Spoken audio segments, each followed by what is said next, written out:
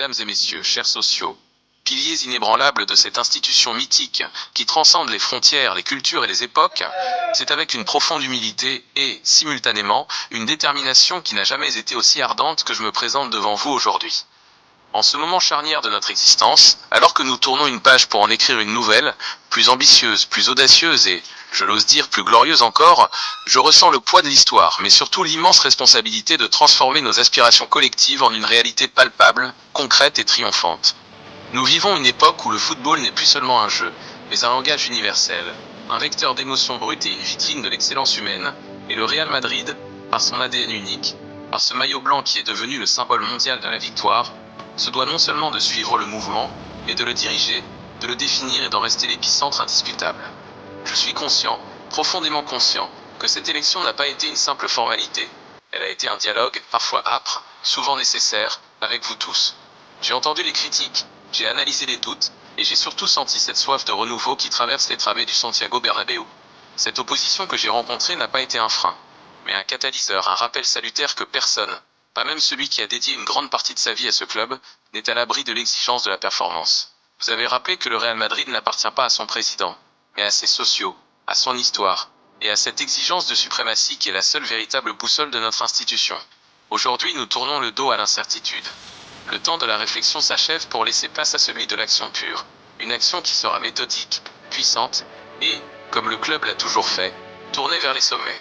Pour réincarner cette culture de la gagne qui semblait s'être légèrement érodée, nous avons pris une décision qui, je le sais, marquera le début d'une nouvelle ère, la nomination de José Mourinho. Ce n'est pas un choix par défaut, c'est une profession de foi. Nous avons besoin d'une main de fer, d'une intelligence tactique hors du commun, d'un leader capable de transformer chaque membre de notre effectif en un soldat dévoué à la cause madrilène.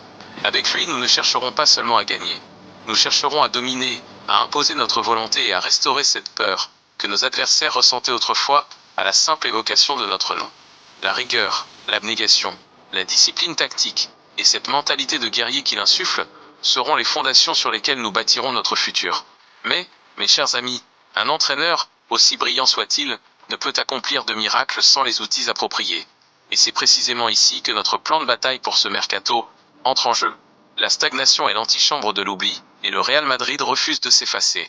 Dès cette semaine, nous allons entamer une refonte significative, non pour changer notre identité, mais pour la renforcer par l'apport de talents qui, dès leur premier pas au Bernabéu, comprendront ce que signifie porter ce blason.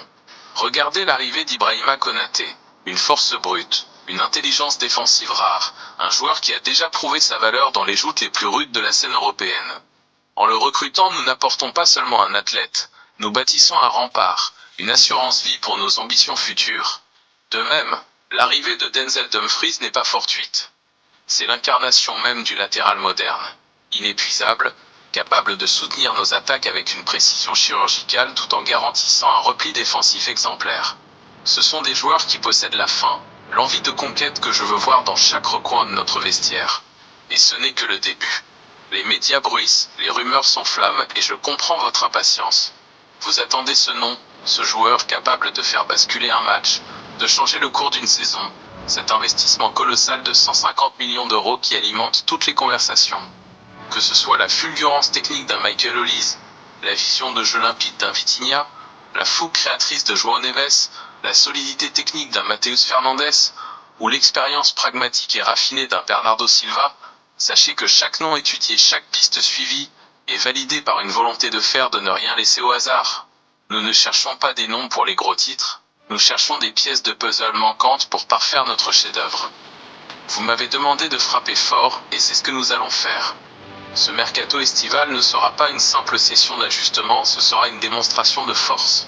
Nous allons reconstruire une équipe qui n'est pas seulement faite de stars, mais d'un collectif soudé, où la hiérarchie est claire, où l'objectif est unique, et où chaque maillot blanc, lorsqu'il est enfilé, devient une seconde pour imprégner de l'obligation de gagner. Je veux que chaque adversaire qui entre sur le terrain face au Real Madrid ressente, avant même le coup d'envoi, qu'il affronte bien plus qu'une équipe de football, qu'il affronte l'histoire elle-même, une machine de conquête parfaitement huilée, dirigée par un staff exigeant et portée par une direction qui ne recule devant aucun défi. Les critiques, les débats sur notre gestion passée, tout cela est désormais derrière nous. La page est tournée. Ce qui compte aujourd'hui, c'est ce que nous allons accomplir, ensemble, dans les semaines et les mois à venir. Nous allons prouver à ceux qui doutaient, à ceux qui pensaient que notre aura s'estompait, que le Real Madrid est une institution immortelle, une entité qui puise sa force dans ses propres échecs pour bâtir des succès toujours plus éclatants. Chaque euro dépensé, chaque contrat signé, chaque joueur recruté sera une brique de plus posée à l'édifice de notre grandeur retrouvée. Nous n'avons pas le droit à l'erreur, et je vous le dis solennellement, nous ne commettrons aucune erreur. La stratégie est claire, le cap est fixé, et les acteurs sont en place. Le travail commence dès aujourd'hui, ici, maintenant. Nous n'attendons pas le destin, nous le provoquons. Nous ne demandons pas la gloire. Nous la conquérons par la sueur, par le talent, et par cette union indéfectible entre vous, les sociaux et votre club.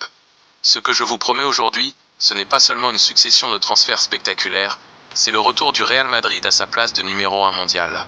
Une place que nous n'aurions jamais dû quitter, et que nous allons reconquérir avec la manière, avec classe, et avec cette autorité qui fait de nous ce que nous sommes, le plus grand club de l'histoire du football. Le défi est immense, les obstacles seront nombreux mais regardez autour de vous. Ressentez cette ferveur, cette passion qui nous anime. Rien n'est impossible pour le Real Madrid lorsque nous marchons d'un même pas. Soyez prêts, chers sociaux, car les prochaines semaines seront intenses, vibrantes, et, je vous en donne ma parole, mémorables. Le soleil de Madrid va briller d'un éclat nouveau, et le monde entier devra, une fois de plus, se lever pour saluer notre renaissance. Au travail, donc, car c'est par l'effort, la détermination et cette exigence de chaque instant que nous transformerons, ensemble, nos rêves les plus ambitieux en la plus belle des réalités. Le Real Madrid est de retour, plus fort, plus affamé et plus invincible que jamais. Pour notre blason, pour nos couleurs, pour notre gloire éternelle, en avant vers les sommets qui nous attendent. Considérant la densité de votre demande et l'importance de ce nouveau cap pour le club, cette feuille de route stratégique semble-t-elle répondre, selon vous, à l'urgence de la situation ?